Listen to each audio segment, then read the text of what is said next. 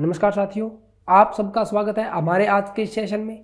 आज के सेशन में हम अर्थशास्त्र के अध्याय 5 जिसका नाम है उपभोक्ता अधिकार के बारे में पढ़ेंगे। यानी कि देखो, जैसे कि नाम से स्पष्ट है तो उपभोक्ता अधिकार यानी कि इस अध्याय के अंदर हम उपभोक्ता के अधिकारों की बात करेंगे, उनके लिए कौन कौन से कानूनों की व्यवस्था की गई है उन कानूनों की बात करेंगे और उपभोक्ता से संबंधित जितने भी चर्चा के विषय उन सब पर विचार करेंगे। तो आइए शुरू करते हैं हमारा आज का अध्याय जिसका नाम है उपभोक्ता अधिकार। देखो बच्चों, सबसे पहले तो आपको पता होना चाहिए कि उपभोक्ता का मतलब क्या होता है। उपभोक्ता यानी कि बच्चों बाजार से अपनी दैनिक आवश्यकताओं की, दैनिक आवश्यकता मतलब जो रोजमर्रा की जो जरूरतें होती हैं, दैनिक आवश्यकताओं की के लिए विभिन्न प्रकार की वस्तुएं खरीदने वाले लोग, यानी कि वे लोग जो दुकान से या बाजार से अपनी दैनिक आवश्यकताओं के लिए कोई भी चीज़ की खरीदारी करते हैं वो लोग होते हैं उपभोक्ता। और एक होते हैं बच्चों उत्पादक। उत्पादक यानी कि वे लोग जो दैनिक आवश्यकताओं की वस्तुओं का निर्माण या उत्पादन करने वाले हो, यानी कि निर्माण या उत्पादन करने वाले जो लोग होते हैं उन्हें कहते हैं अपने उत्पादक। तो ये थे बच्चे उपभोक्ता और उत्पादक। अब मैं बात करता हूँ उपभोक्ताओं के अधिकार, यानी कि उपभोक्ताओं को भारतीय संविधान के अनुसार या भारतीय कानून व्यवस्था के अनुसार जो अधिकार दिए गए हैं मैं उन अधिकारों की बात करूंगा। तो उपभोक्ताओं के हितों की सुरक्षा के लिए कानून द्वारा दिए गए अधिकार जैसे कि सुरक्षा का अधिकार, सूचना का अधिकार, चुनने का अधिकार, क्षतिपूर्ति निवारण का अधिकार और उपभोक्ता शिक्षा का अधिकार, ये कुछ अधिकार हैं जो उपभोक्ताओं को दिए गए हैं। अब मैं बात करता हूं बच्चों उपभोक्ताओं के शोषण के कारण, कि क्या कारण है कि इतने अधिकार मिलने के बावजूद भी उपभोक्ताओं का शोषण किया जाता है, उन्हें दबाया जाता है। तो बच्चों इनमें सबसे बड़े जो कारण है उनमें सीमित सूचना, यानी कि बहुत से उपभोक्ता तो ऐसे हैं उन्हें अपने अधिकारों के बारे में ही नहीं पता कि उनके पास कौन कौन से अधिकार है। तो यह एक सबसे बड़ा कारण है शोषण का। दूसरा सीमित आपूर्ति, उन तक उन चीज़ों की आपूर्ति ही नहीं हो पाती, तो ये भी एक प्रकार से शोषण ही हुआ। सीमित प्रतिस्पर्धा, प्रतिस्पर्धा का मतलब बच्चों बाजारों में एक जैसे सामान की संख्या कम है तो अब जो उत्पादक होता है वो मनमाना रेट लगाता है क्योंकि उसके लिए उसके उत्पाद की और कोई प्रतिस्पर्धा नहीं है। और साक्षरता कम होना, या मैं से बोलूं कि सीमित सूचना या साक्षरता कम होना, दोनों एक ही बात है। उपभोक्ताओं के कर्तव्य, अब अपने बात करते हैं कि उपभोक्ताओं के कर्तव्य क्या क्या बनते हैं। यानी कि जब कोई बाजार से खरीदारी करते हैं तो उस समय, खरीदारी के समय आपके कौन कौन से कर्तव्य बनते हैं। कर्तव्य यानी कि जो कार्य आपको करने चाहिए। तो बच्चों उनके अंदर कोई भी माल खरीदते समय उपभोक्ताओं को सामान की गुणवत्ता अवश्य देखनी चाहिए, यानी कि जो सामान आप खरीद रहे हो उसकी गुणवत्ता कैसी है। जहां भी संभव हो गारंटी कार्ड अवश्य लेना चाहिए, यानी कि आपने जो सामान लिया है बच्चों उसकी गारंटी अवश्य मांगनी चाहिए उत्पादक से। खरीदे गए सामान व सेवा की रसीद अवश्य लेनी चाहिए, यानी कि बिल वगैरह जो भी बनता है बच्चों वो आपको जरूर लेना चाहिए। जैसे बच्चों होता है कि आप बस में या ट्रेन में सफ़र करते हो तो आपने जो उनको पैसा दिया तो फिर वो पैसे के बदले में आपको क्या देते हैं, एक टिकट देते हैं। तो वो एक प्रकार से रसीद या बिल ही हुआ बच्चों कि हाँ इस व्यक्ति ने, इस उपभोक्ता ने मेरे से इतने रुपए की सेवा ली है या मेरे से इतने रुपए का कोई सामान लिया है। अपनी वास्तविक समस्या की शिकायत अवश्य करनी चाहिए, यानी कि अगर आपको कोई समस्या हुई है तो फिर आपको उसकी शिकायत जरूर करनी चाहिए। ISI तथा एगमार्क निशानों वाला सामान ही खरीदने, जब भी आप किसी चीज की खरीदारी करते हैं तो उसके ऊपर या तो ISI या एगमार्क, इन दोनों निशानों को अवश्य देखना चाहिए कि वो जो निशान है वो ISI उस पर लगा हुआ है या एगमार्क निशान उस पर लगा हुआ है या नहीं। क्योंकि बच्चों वे सामान जिनके ऊपर ये निशान लगे होते हैं वे कहीं ना कहीं प्रतिष्ठित जो होते हैं अपनी भारतीय संस्थान है उनसे वेरीफाई किए हुए होते हैं।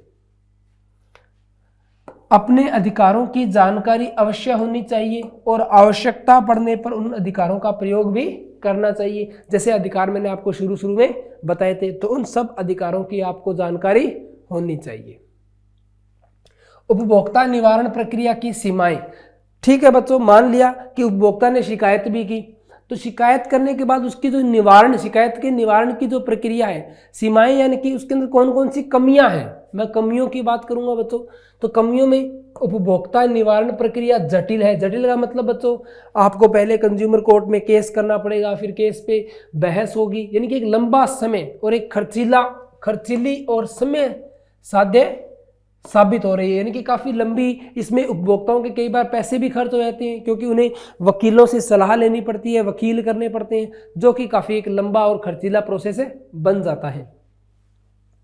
कई बार उपभोक्ताओं को वकीलों का सहारा लेना पड़ता है। यह मुकदमे, अदालती कार्यवाहियों में शामिल होने और आगे बढ़ने आदि में काफ़ी समय लेते हैं। जैसे कि मैंने आपको बताया, इस पूरे ढांचे के अंदर आपको काफ़ी ज़्यादा समय लग जाता है। अधिकांश खरीदारियों के समय रसीद नहीं दी जाती।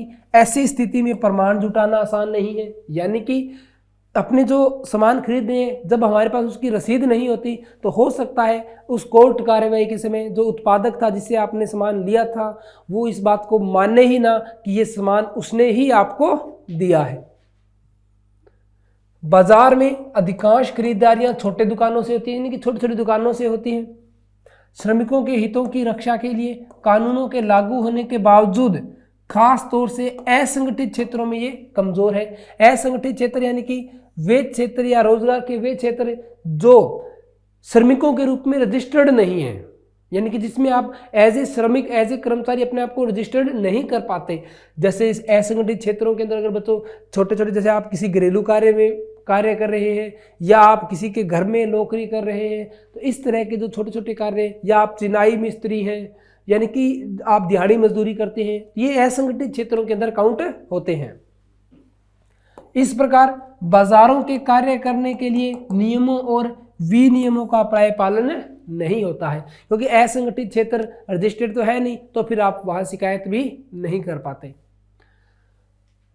उपभोक्ता सुरक्षा अधिनियम 1986, जिसे कोपरा भी कहा जाता है, उपभोक्ता सुरक्षा अधिनियम 1986, ये उपभोक्ताओं की समस्याओं को देखते हुए बनाया गया था और एक प्रकार का कानून था जो कहीं ना कहीं उपभोक्ताओं के हितों की रक्षा कर रहा था, यानी कि उपभोक्ताओं के हितों की रक्षा करने के लिए ही बनाया गया था। उपभोक्ताओं के हितों की रक्षा के लिए बनाया गया कानून है कोपरा के अंतर्गत, यानी कि उपभोक्ता सुरक्षा अधिनियम, कंज्यूमर प्रोटेक्शन एक्ट, इसीलिए इसका नाम कोपरा पड़ा है।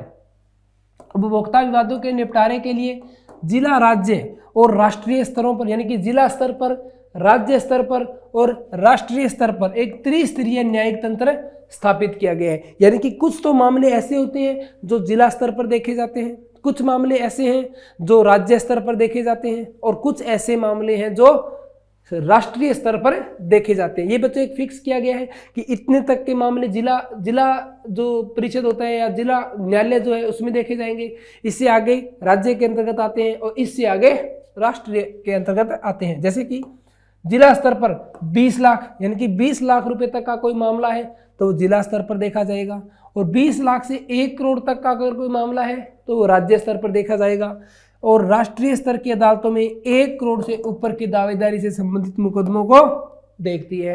यानी कि राष्ट्रीय स्तर पर अगर मैं बात करूं तो अगर आपकी एवरेज 1 करोड़ से ज़्यादा है तो फिर वो मामले राष्ट्रीय स्तर पर देखे जाते हैं। भारत में उपभोक्ता आंदोलन, अब मैं बात करता हूं कि जो कोपरा लागू हुआ था तो इसके लागू करने से पहले कौन कौन से सोपान तय किए गए थे उपभोक्ताओं के द्वारा, कि कैसे वो जो उपभोक्ता थे उस स्थान तक, उस जगह तक पहुंच पाए थे। भारत के व्यापारियों के बीच मिलावट, कालाबाजारी, जमाखोरी, कम वजन आदि की परंपरा काफी पुरानी है। भारत में उपभोक्ता आंदोलन 1960 के दशक में शुरू हुए थे और 1970 के दशक तक इस तरह के आंदोलन केवल अखबारों में लेख लिखने, प्रदर्शनी लगाने तक ही सीमित होते थे। यानी कि स्टार्टिंग के अंदर जब उपभोक्ताओं के हितों के लिए जो आंदोलन किए गए थे, यानी कि 1960 से 1970 के दशक के बीच, तो उस समय सिर्फ अखबारों के माध्यम से ही आंदोलन किए जाते थे, यानी कि अपनी अभिव्यक्ति की जाती थी अखबारों के माध्यम से। लेकिन हाल ही के वर्षों में इस आंदोलन में और भी तेजी आई है, गति आई है। लोग विक्रेताओं और सेवा प्रदाताओं से इतने अधिक असंतुष्ट हो गए थे कि उनके पास आंदोलन करने के अलावा और कोई रास्ता नहीं बचा था। यानी कि जो विक्रेता जो थे, यानी कि उत्पादक जो थे, वो कहीं ना कहीं अपनी मनमानी करने लग गए थे, उपभोक्ताओं के हितों का हनन करने लग गए थे। तो फिर ये जरूरी हो गए आंदोलन जितने भी थे। एक लंबे संघर्ष के बाद सरकार ने भी उपभोक्ताओं की सुधि ली और इसके लिए परिणाम स्वरूप सरकार ने 1986 में कंज्यूमर प्रोटेक्शन एक्ट, जिसे अपने क्या कहते हैं, कोपरा, को लागू किया था। यानी कि कोपरा को लागू करने से पहले जो आंदोलन किए गए थे, जिन आंदोलनों के तहत कोपरा को लाया गया था, ये सब उन चीजों के बारे में बताता है।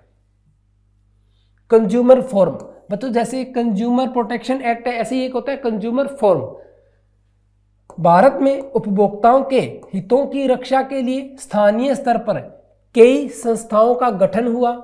इन संस्थाओं को कंज्यूमर फोरम या कंज्यूमर प्रोटेक्शन काउंसिल कहते हैं। यानी कि जिला स्तर के ऊपर जो उपभोक्ताओं के संरक्षण के लिए, उपभोक्ताओं के हितों के संरक्षण के लिए जो कार्य करते हैं, जो संगठित क्षेत्र हैं, जो संस्थाएं हैं, उन्हें मिलाकर क्या कहा गया है, कंज्यूमर फोरम।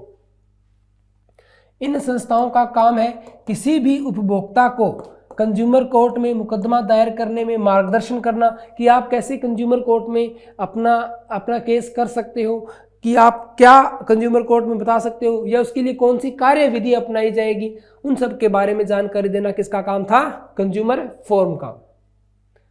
कई बार ऐसी संस्थाएं कंज्यूमर कोर्ट में उपभोक्ता की तरफ से वकालत भी करती हैं, यानी कि आपको वकील का खर्चा भी नहीं देना पड़ता। और ऐसे संस्थानों को सरकार की तरफ से अनुदान भी दिया जाता है, यानी कि प्रशंसा स्वरूप कुछ पैसे भी दिए जाते हैं, ताकि उपभोक्ता जागरूकता की दिशा में ठोस काम हो सके। यानी कि उपभोक्ताओं की जो हित है उनका हनन न हो। आजकल कई रिहायशी इलाकों में रेजिडेंट वेलफेयर एसोसिएशन होते हैं।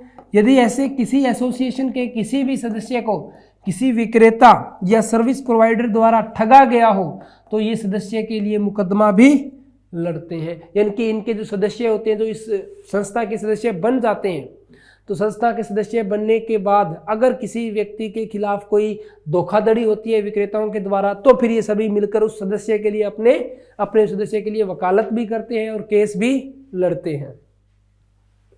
कंज्यूमर कोर्ट, जहां पर उपभोक्ताओं के मामले देखे जाते हैं, उस कोर्ट को देखो बच्चों, न्यायिक जो हमारी व्यवस्था है उसमें उपभोक्ताओं के मामले देखने के लिए अलग से कोर्ट बनाया गया है, उसे कहते हैं कंज्यूमर कोर्ट। यह एक अर्ध न्यायिक व्यवस्था है जिसमें 3 लेयर होते हैं। इन स्तरों के नाम है जिला स्तर के कोर्ट, राज्य स्तर के कोर्ट और राष्ट्रीय स्तर के कोर्ट, जिसके बारे में आपको पहले भी बता चुका हूं। यह एक त्रिस्तरीय संगठन है। 20 लाख रुपए तक के क्लेम वाले केस जिला स्तर में, 20 लाख से 1 करोड़ वाले राज्य स्तर में और 1 करोड़ से ज्यादा वाले राष्ट्रीय स्तर में। पर बच्चों इसके साथ एक और प्रावधान किया गया है, यानी कि अगर मैं बात करूं कि यदि कोई केस जिला स्तर की कोर्ट द्वारा खारिज कर दिया जाता है तो उपभोक्ता को राज्य स्तर पर और उसके बाद राष्ट्रीय स्तर पर अपील करने के अधिकार होते हैं। ऐसा नहीं है कि बच्चों कि आपका मामला 20 लाख रुपए से कम का था और जिला कोर्ट ने, जो जिला स्तर की जो कोर्ट थी, उसने आपके इस मामले को खारिज कर दिया तो फिर अब आप राष्ट्रीय या राज्य जो कोर्ट है उसके अंदर नहीं जा सकते, क्योंकि आपका मामला 20 लाख से कम का था। पर ऐसा नहीं है बच्चों, आप खारिज करने के बाद भी ऊपर जा सकते हो, यानी कि आप सीधी एंट्री नहीं कर सकते अगर आपका मामला 20 लाख से कम का है। राष्ट्रीय कंज्यूमर दिवस 24 दिसंबर, बच्चों जो कोपरा था, कोपरा 24 दिसंबर के दिन ही लागू किया गया था। 24 दिसंबर 1986 को लागू किया गया था। तो इसी दिन को याददाश्त के रूप में रखने के लिए 24 दिसंबर को राष्ट्रीय कंज्यूमर दिवस के रूप में मनाया जाता है। यह वही दिन है जब भारतीय संसद ने कंज्यूमर प्रोटेक्शन एक्ट लागू किया था, यानी कि कोपरा को लागू किया था। और कोपरा कब लागू हुआ था बच्चों? 1986 के अंदर, 1986 के अंदर। भारत उन गिने चुने देशों में से है जहां उपभोक्ता की सुनवाई के लिए अलग से कोर्ट है, यानी कि कंज्यूमर कोर्ट का निर्माण किया गया है। हाल के समय में उपभोक्ता आंदोलन ने भारत में अच्छी पैठ बनाई है। ताज़ा आंकड़ों के अनुसार भारत में 700 से अधिक कंज्यूमर ग्रुप हैं और उनमें से 20-25 अच्छी तरह संगठित हैं और अपने काम के लिए जाने जाते हैं, यानी कि उपभोक्ताओं के लिए आवाज़ उठा रहे हैं। लेकिन उपभोक्ता की सुनवाई की प्रक्रिया जटिल, महंगी और लंबी होती जा रही है। वकीलों की ऊंची फीस के कारण अक्सर उपभोक्ता मुकदमे लड़ने की हिम्मत ही नहीं जुटा पाते, यानी कि वो इतना खर्चा भी वहन नहीं कर पाते कि उनकी सुनवाई या कोर्ट तक जा पाए। तो इसीलिए कहीं ना कहीं जो कंज्यूमर थे, जो उपभोक्ता थे, उनके हितों का संरक्षण नहीं हो पाता।